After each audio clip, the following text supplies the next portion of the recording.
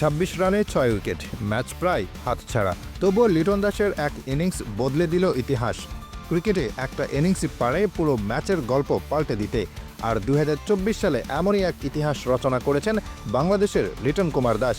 পাকিস্তানের রাওয়ালপিন্ডির সবুজ ঘাসে ঢাকা পিচে, যেখানে বলের গতি আর সুইং ব্যাটারদের দুঃস্বপ্ন হয়ে দাঁড়িয়েছিল, সেখানে লিটনের ১৩৮ রানের মহাকাব্যিক ইনিংস হয়ে উঠেছে টেস্ট ক্রিকেটের অন্যতম সেরা মুহূর্ত।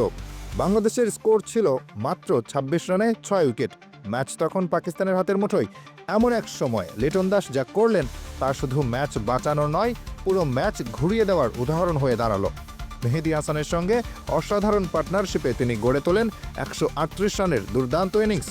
এর আগে উইকেটের পেছনে দীর্ঘ সময় দাঁড়িয়ে কিপিং করার ক্লান্তি তার উপর হাতে চোট, কিন্তু তাতেও দমে যাননি লিটন।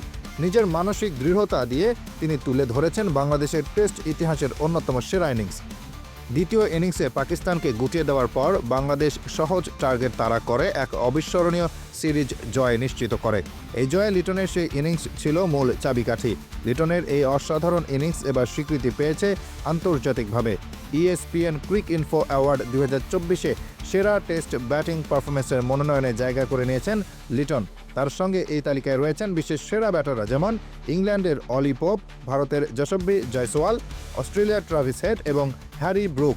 তবে এই সেরা ব্যাটারদের মাঝেও লিটনের ইনিংস আলাদা করে নজর কাড়ে তার মানসিক দৃঢ়তা এবং চাপ সামলানোর ক্ষমতার জন্য। এটি কেবল পরিসংখ্যান নয়, বরং বাংলাদেশের ক্রিকেট ইতিহাসের এক অনন্য মুহূর্ত। Asifur Rahman, Daily Our Bangladesh.